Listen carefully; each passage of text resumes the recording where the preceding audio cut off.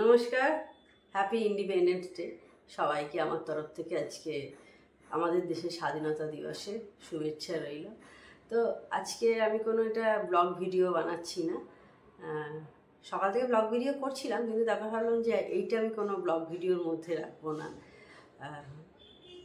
কারণ কালকে মানে তোমরা সবাই জানো আমাদের পশ্চিমবঙ্গের কি অবস্থা চলছে এখন, সিচুয়েশানটা আরজি করের ঘটনাকে কেন্দ্র করে। তো কালকে সন্ধেবেলা মানে রাত্রে যে আমাদের সামনেই বটতলা মোড় আছে, আমাদের বাড়ি থেকে 100 মিটারও দূর নয়, যাকে বলে একটুখানি ঢিলছোড়া দূরত্ব, যা এই চত্বরে শ্রীরামপুরে থাকে। দে স্ট্রিট আর বটতলা, আমার তো দে স্ট্রিটের একদম সামনের দিকেই বাড়ি একদম, তো সবাই জানে মোটামুটি। তো যারা দেখো, যদি কেউ শ্রীরামপুর থেকে দেখো আর কি, তারা জানো নিশ্চয়ই। তো কালকে যে জমায়েত হয়েছিল, তো সেখানে আমরা অংশগ্রহণ করেছিলাম। আমি শুধু একা নয়, আমি, আমার হাজব্যান্ড, দিদি, আমরা তিনজনেই গেছিলাম। তো সত্যি তো বলছি, সন্ধ্যে অবধি কোনো প্ল্যান ছিল না। সন্ধ্যে কেন, মানে রাত্রির অবধিও কোনো প্ল্যান ছিল না যে যাব। সত্যি কথাই বলছি, মানে সন্ধ্যাবেলায় দেখাও হলো এক বন্ধুর সাথে, সে বললো কি যাবি? না, যাবো না, কারণ গিয়ে কী লাভ।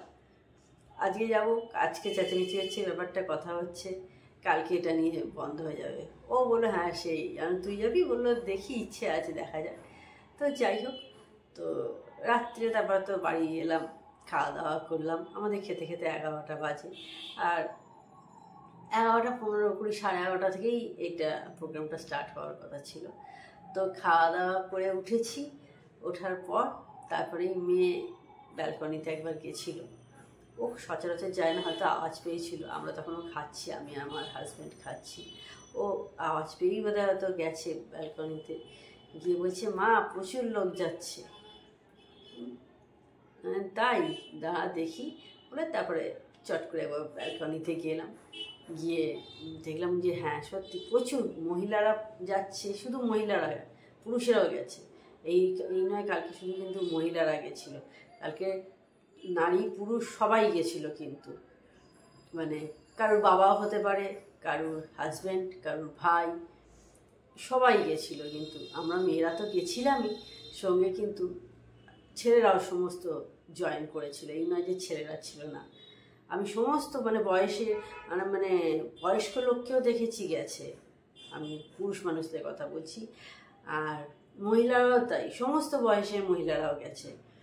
মানে ইয়াং ছেলেমেয়েরাই যে শুধু গেছে তা না, আমাদের বয়সীও গেছে, আমাদের চেয়ে বড়রা গেছে, আমাদের চেয়ে ছোটরা গেছে, সবাই গেছে।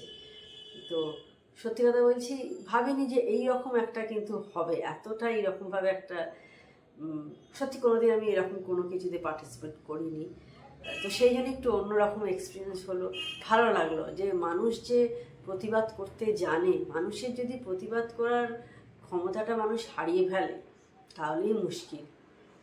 সেই জন্য সত্যি কথা বলছি, খুব ভালো লাগলো কালকে গিয়ে, মানে শান্তিপূর্ণ একটা, এবং কোনো রাজনৈতিক রং না দেখে। কালকে কিন্তু সমস্ত দলের লোকেরা ছিল, কোনো এটা কিন্তু পার্টি কেন্দ্রিক নয় বলে এটা সমস্ত দলের লোকেরা ছিল।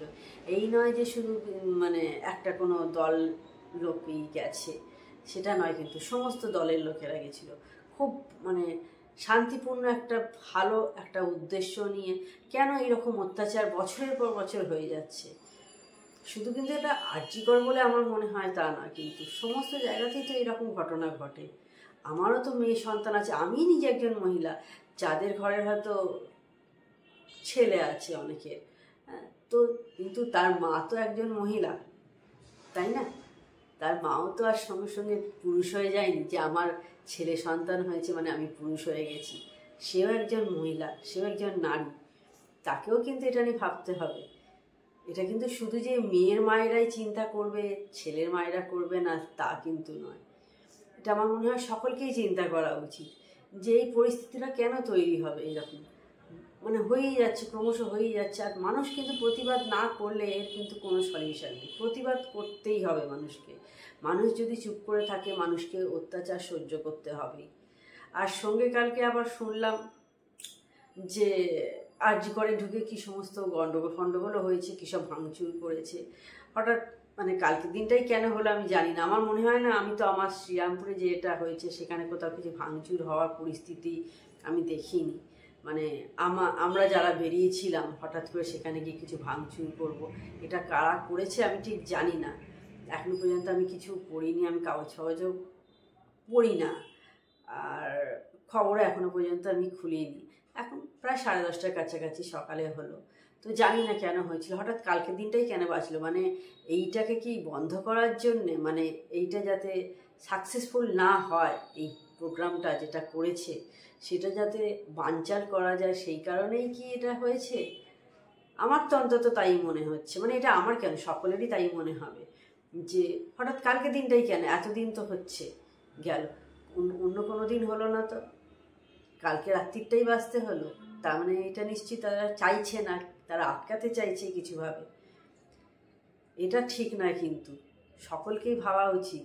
একটা কাউকে প্রশ্রয় দিয়ে যাওয়া আর আরেকজনকে ফাঁসিয়ে দিয়ে, মানে ঠিক লোককে না বেছে অন্য কাউকে বেছে নিয়ে তাকে শিখণ্ডী করে মানুষকে দেখানো, মানুষ সব বুঝতে পারছে কি হচ্ছে না হচ্ছে।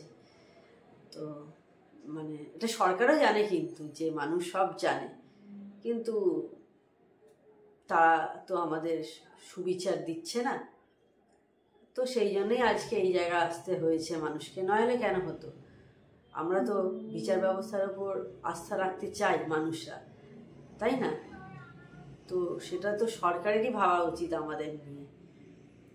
তো যাই হোক, আর এই ভিডিওটায় আমি কালকে রাতে যে পার্টিসিপেট করেছিলাম, আমরা গিয়েছিলাম, আমি ছোট ছোট ক্লিপই তুলেছি, প্রথমে তুলছিলাম না, তারপরে দেখলাম অনেকেই ভিডিও তুলছে, আমি ভাবলাম হ্যাঁ তুলি, দেখানো মানে যে এত লোক বেরিয়েছে এটা না। আমি প্রথমে তো সত্যি কথাই ভাবিনি যে এত এইভাবে হিউজ পরিমাণে লোক বেরোবে, এত মানুষ বেরোবে, সমস্ত বয়সী বেরিয়েছে।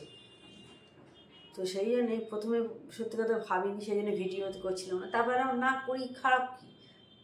এটা তো খারাপ কিছু নয়, কোনো খারাপ কিছুতে আমি অংশগ্রহণ করতে যাইনি যে সেটা লুকিয়ে যেতে হবে আমাকে। সেই জন্য আমি ভিডিও করেছি, ফেসবুকেও আমি দিয়েছি।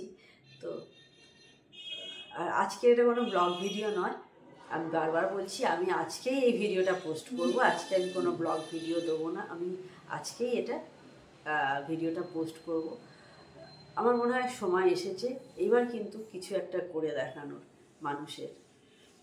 তো যাই হোক, সবাই ভালো থেকো, আনন্দ থেকো, আর এর যেন একটা সুবিচার হয় সেটাই আমাদের লক্ষ্য হওয়া উচিত। নমস্কার। এই ভিডিওগুলো কালকে রাতে আমি শ্যুট করেছিলাম, আজকে শেয়ার করলাম।